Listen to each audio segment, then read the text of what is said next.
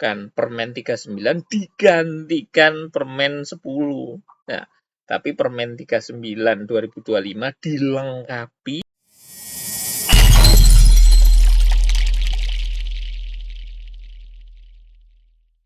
Assalamualaikum warahmatullahi wabarakatuh.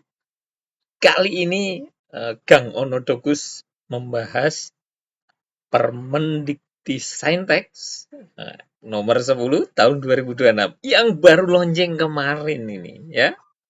Jadi perubahan atas Permendikti nomor 39 tahun 2025 tentang penjaminan mutu pendidikan tinggi. Oke, kita coba analisis pasal per pasal apa saja yang berubah, mengapa, dan implikasinya kemana. Oke, ya. SN Dikti ini ditetapkan 14 Juli 2026 dan diundangkan 16 Juli 2026. Jadi ini adalah dokumen negara yang mengatur tentang standar nasional pendidikan tinggi. Kita coba cek. Oke, latar belakang perubahan. Mengapa Permen 39 2025 direvisi? Hanya beberapa bulan setelah terbit. Berapa bulan ya? Mungkin 1 tahun lah ya. Karena dari 2025 ke 2026.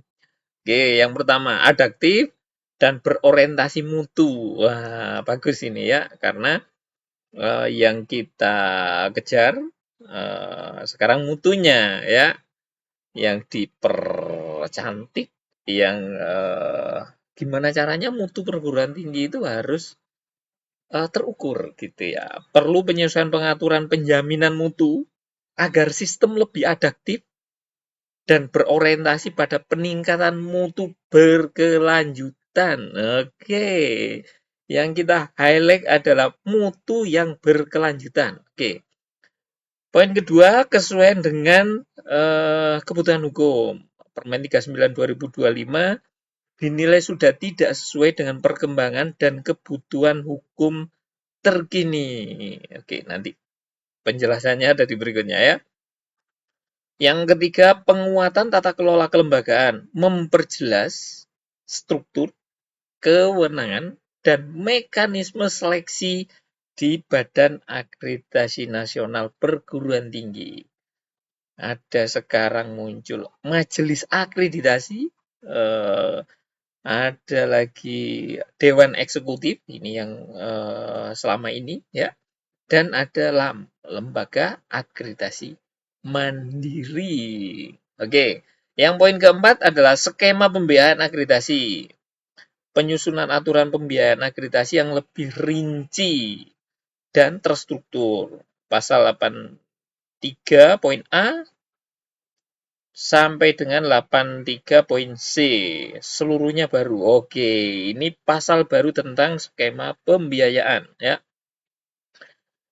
Sifat peraturan ini adalah perubahan atau amandemen, bukan pencabutan. Ingat ya, amandemen, bukan pencabutan. Jadi Permen 39 2025 tetap berlaku untuk pasal yang tidak dirubah. Oke, narasinya jadi bukan Permen 39 digantikan Permen 10. Nah, tapi Permen 39 2025 dilengkapi, disempurnakan dengan Permen 10 2026. Oke. Peta 26 poin perubahan. Sebaran perubahan pasal dalam pasal 1 Permen 10 2026 dikelompokkan per topik. Oke, ada proses pembelajaran yang lebih fleksibel, proses akreditasi prodi dan PT, akreditasi internasional, skema pembiayaan akreditasi, kelembagaan dan PT, ya. Majelis akreditasi, Dewan Eksekutif, Lembaga Akreditasi Mandiri atau LAM, dan ketentuan peralihan LAM. Oke. Ya, di proses pembelajaran yang fleksibel ini pasal terdampak adalah pasal 14 dan 21. Ada 2 poin jumlahnya. Oke. Proses akreditasi prodi dan PT itu ada di pasal 76, 77, 78 dan 79. Ada 4 poin perubahan. Oke. Akreditasi internasional ini di pasal 82 ada 1 poin, 2 ayat baru ya. Oke, ini yang akreditasi internasional. Kita lebih enak untuk mengejar PT-PT yang ingin go internasional, yang sekarang sudah dapat akreditasi internasional untuk diakui menjadi akreditasi nasional. Konversinya sepertinya ini sudah mulai ada titik terang, ada titik kejelasan ya. Jadi perguruan tinggi yang sekarang lagi mengejar akreditasi internasional, silakan terus ya. Poin berikutnya adalah skema pembiayaan akreditasi. Nah, pasal 83A, pasal 83B, dan pasal 83C. 3 pasal baru. Oke. Jadi jelas sekarang ya. Transparan sekali. Kelembagaan Ban PT, ini pasal 84, 1 poin, ini ada perubahan. Majelis akreditasi, pasal 88, pasal 90, pasal 91, dan pasal 91A ya. 4 poin dan ada 1 poin baru ya. DE atau yang kita kenal dengan Dewan Eksekutif, pasal 94, 95, 96, 98, 99, 99A, pasal 100 dan pasal 102. Ada 8 poin perubahan dan 1 pasal baru ya. Lembaga akreditasi mandiri atau LAM, pasal terdampaknya adalah pasal 103, 104, 105, dan 108. Ada 4 poin ya. Ketentuan peralihan LAM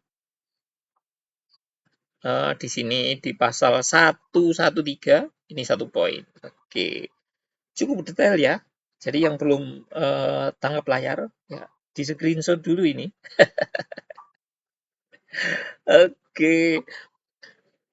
Fleksibilitas proses belajar yang sebelumnya di Permen 39 2025 ya. Ada 3 poin ya. Pembelajaran tatap muka, jarak jauh, termasuk daring atau kombinasi keduanya. Keleluasaan mahasiswa mengikuti berbagai tahap kurikulum. Keleluasaan menyelesaikan pendidikan melalui rekognisi pembelajaran lampau atau RPL. Oke. Di permen terbaru 10 2026 ini menjadi 4 bentuk. Yang pertama tetap dengan tatap muka, metode luring atau kombinasi luring daring. Diperjelas sekarang ya. Jadi memang bisa blended dan ini legal. Nah, kalau ada instansi yang masih mempertanyakan ya, perguruan tingginya ini kuliahnya luring atau daring. Nah, diatur ya, diperjelas ya, diatur. Sekarang memang ada metode luring atau daring. Jika full luring, nanti ya. Ini adalah tatap muka dengan metode luring atau kombinasi luring dan daring. Ingat, poin A adalah tatap muka. Tatap muka offline dan tatap muka pada saat kuliah daring. Oke, poin kedua, keleluasaan mengikuti berbagai tahap kurikulum. Oke, yang ini tetap ya. Jadi mahasiswa itu bisa mengikuti berbagai tahap kurikulum ya, kurikulum yang berbasis kampus merdeka atau terdampak ya. Jadi dia bisa mengikuti kurikulum yang di prodinya saja atau ngambil mata kuliah di luar prodi dalam satu perguruan tinggi atau dengan mengikuti kegiatan aktivitas mahasiswa, baik itu pertukaran pelajar dengan PT lain atau mungkin kegiatan aktivitas mahasiswa yang bisa rekognisi kegiatan Merdeka Belajar, yaitu dengan berbagai skema. magang, KKN tematik, asistensi mengajar, dan lainnya. Oke, ya. Poin ketiga, keleluasaan rekognisi pembelajaran lampau. Oke, ini RPL-nya, tapi tetap ya, untuk RPL aplikasinya disusun ya, supaya tidak pusing nanti. Ya. Poin keempat, pendidikan jarak jauh. Nah, kalau dulu kan ada di satu poin yang sama, ya. Tapi sekarang pendidikan jarak jauh ditambahkan sebagai kategori tersendiri. Jadi, jika PJJ, maka izin prodi di awal memang harus izin prodi PJJ. Tapi kalau untuk luring dan daring, ini tetap bisa dengan prodi yang tatap muka. Tapi ingat, ketentuan ini harus dimasukkan juga di peraturan akademik perguruan tinggi. Oke. Program percepatan pembelajaran yang ini fast track ya. Aspeknya ayat 2, lokasi prodi, asal tujuan, ayat 4, pemberi izin pelaksana, ayat 5, penetapan kriteria mahasiswa. Nah, kalau sebelumnya di Permen 39 2025 itu harus prodi yang sama. Pemberi izinnya adalah menteri, penetapan kriteria mahasiswa sesuai ketentuan pendidikan khusus atau umum. Nah, di Permen terbaru 2026, Permen nomor 10 ini dapat dilakukan di PT yang berbeda. Wah, kalau dulu kan jelas, kalau PT yang sama, kesesuaian kurikulumnya harus linier, mungkin juga ada monitoring di satu perguruan tinggi yang sama antara prodi S1, S2, ya, jelas kurikulumnya memang sudah disusun. Nah, jika dengan PT yang berbeda, maka harus seperti apa? Harusnya ya MOU tetap, harusnya ada proses yang lebih lanjut pada saat kerjasama untuk melihat kesesuaian dari kurikulum masing-masing gitu. Sama untuk monitoring mahasiswa. Jangan sampai mahasiswa yang di S1-nya belum lulus, nanti di PT yang lain S2-nya sudah lulus ya. Itu dihindari ya. Jadi ini harus jelas ya. Pemberi izin kalau dulu menteri, wah ini sulit dan bisa jadi sibuk ya. Nah, sekarang didelegasikan ke Direktur Jenderal Pendidikan Tinggi. Jadi kewenangan pemberian izinnya sudah turun ya. Ini bisa lah PT-PT untuk mengejar karena langsung sama bapaknya ini karena Dirjen Diktinya sendiri. Oke. Penetapan kriteria mahasiswa sesuai ketentuan pendidikan khusus itu yang lama. Nah, sekarang sudah ditetapkan langsung oleh Dirjen. Oke. Ya, nanti kita cek detailnya ya.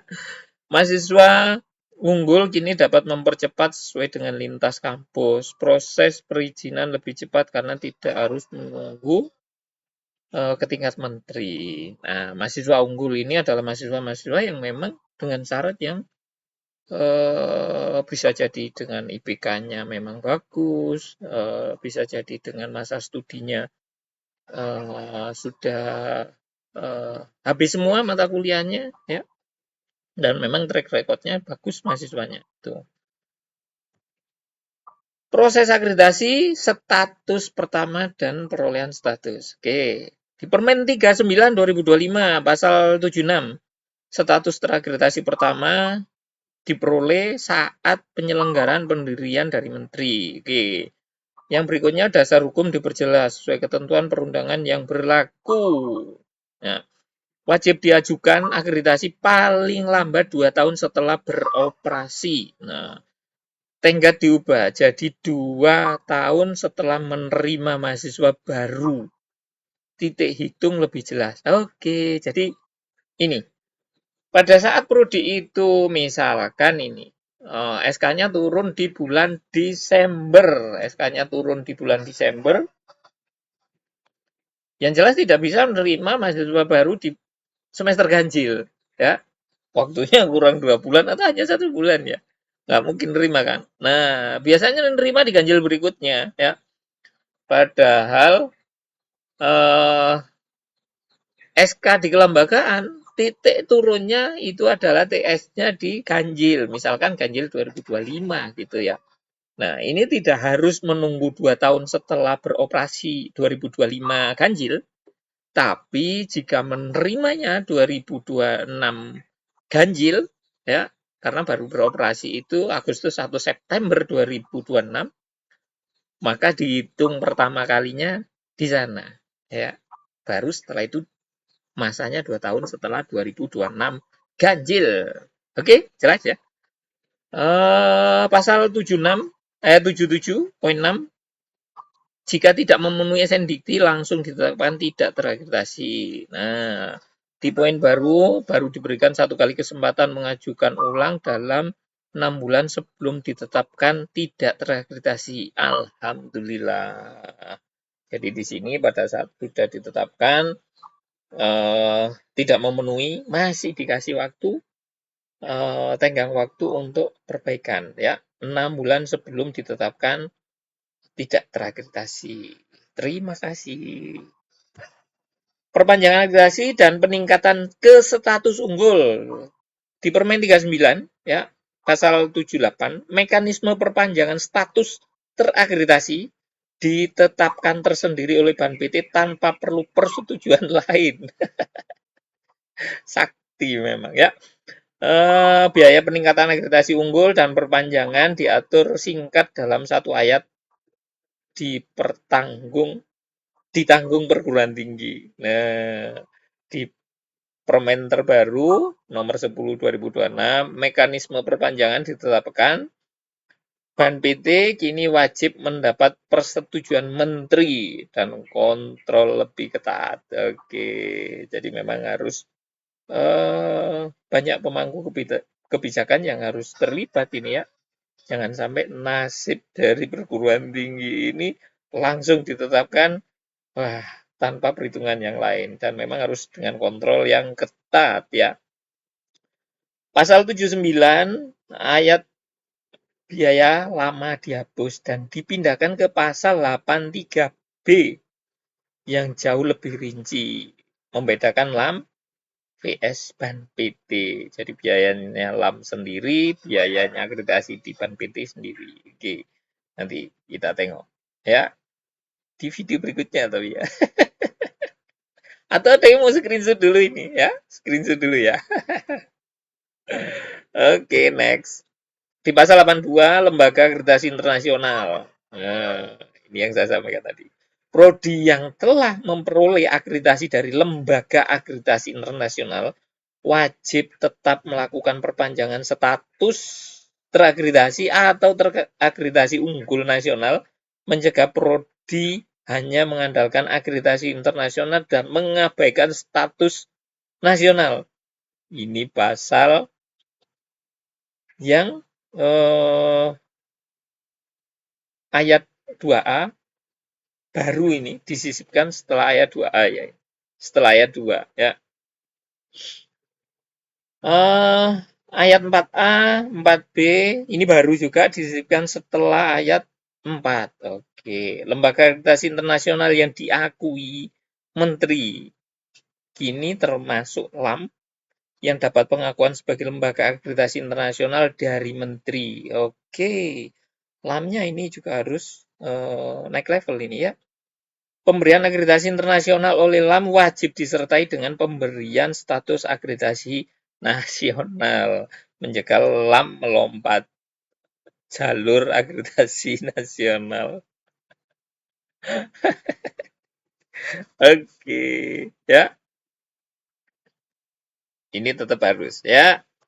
Skema pembiayaan, pasal 83A, 83B, 83C.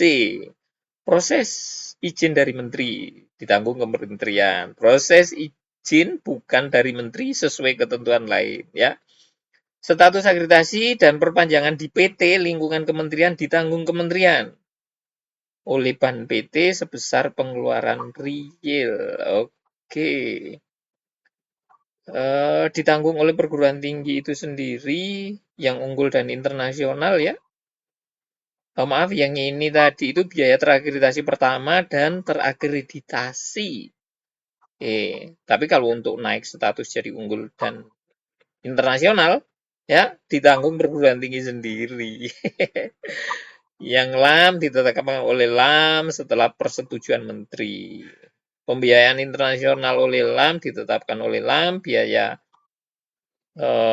yang dari Ban PT sebesar pengeluaran real. Oke, 83C, biaya akreditasi PT.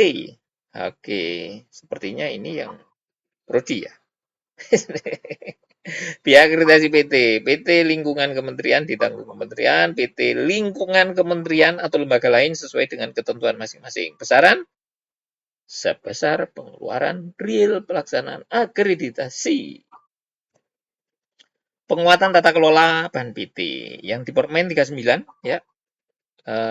Ban PT dibantu sekretariat yang ditetapkan oleh kementerian secara langsung, menteri secara langsung, tidak ada pengaturan eksplisit soal pejabat pengelola keuangan operasional sekretariat. Oke, di Permen terbaru sekretariat kini dilaksanakan dan dikoordinasikan oleh Dirjen, didelegasikan dari menteri. Oke. Ayat 5, 6, baru ini ya, mengatur pejabat pembuat komitmen PPK dan bendahara pengeluaran pembantu yang diangkat kuasa pengguna anggaran memperjelas jalur administrasi keuangan. Wah, sudah ada PPK-nya ini ya. Majelis akreditasi dan Dewan Eksekutif.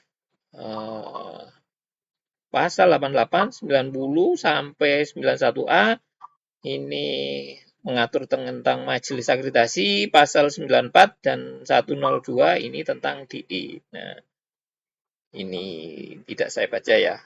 Screenshot aja ya. Saya hitung sampai 5. 1, 2, 3, 4, 5. Oke, next. Lembaga akreditasi mandiri LAM, aspek pemrakarsa pembentukan ya. Pasal 103, syarat persetujuan pasal 103 ayat 4, pasal 105 ayat A1, oh ini baru ya. Tugas LAM, tata kelola pengurus. Nah, oke. Ini yang Permen 39, organisasi profesi plus asosiasi unit pengelola prodi. 2 unsur wajib. Nah, di Permen terbaru, asosiasi unit pengelola prodi wajib. Organisasi profesi kini opsional. Organisasi profesi kini opsional. Oke, di bahasan baru memang belum diatur sebelumnya. Wajib persetujuan dari forum atau badan kerja sama prodi atau sejenisnya. Oke, ini baru lagi. Wajib memantau data PD Dikti untuk akurasi status akreditasi. Ingat, data PD Dikti menjadi poin penting sekarang ya. Ingat, kalau PD Diktinya nggak lolos, LAM juga nggak bisa ngapa-ngapain. Ya, teman-teman mengelola PD Dikti sekarang harus tetap berada di rule yang benar. Bekerja sesuai ketetapan dari SNDikti. Ingat ya, kalau dulu, di LAM nggak diatur ini tentang rasio. Sekarang harus ya.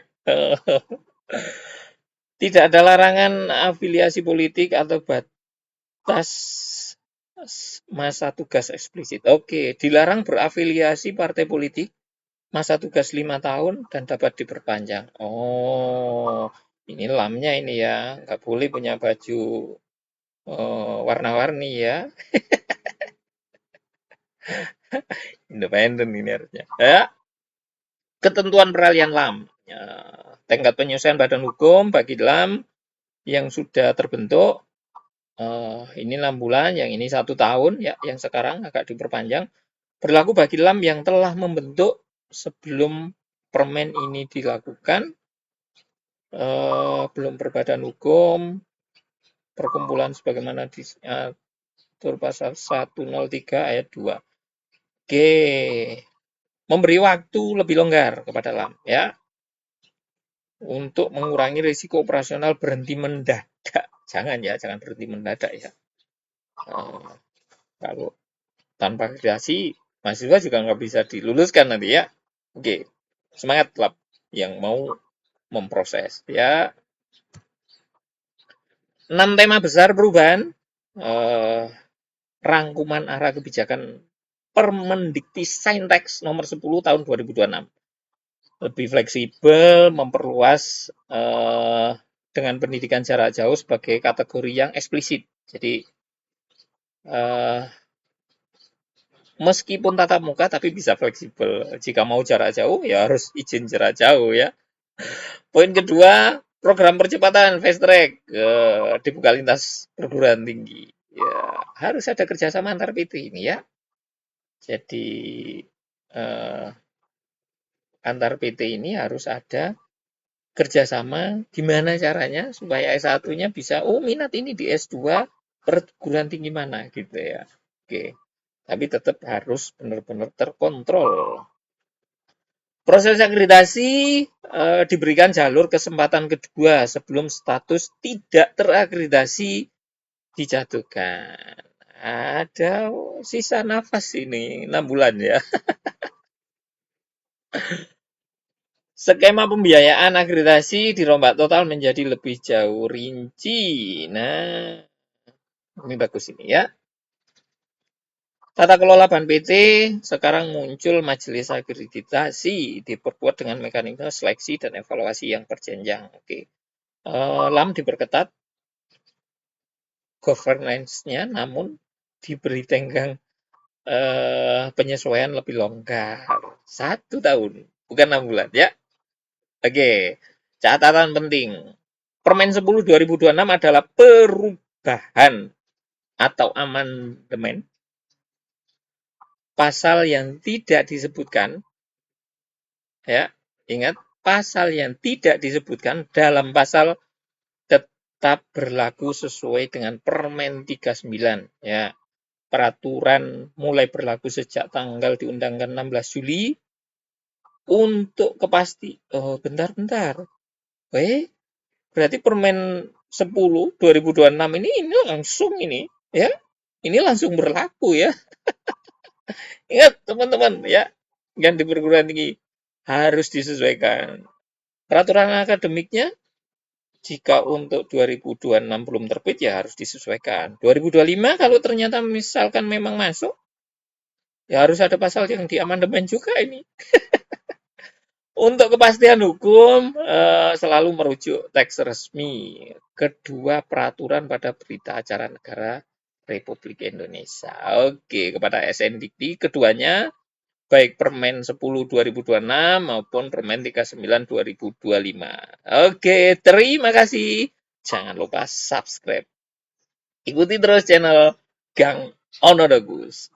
Terima kasih. Assalamualaikum warahmatullahi wabarakatuh.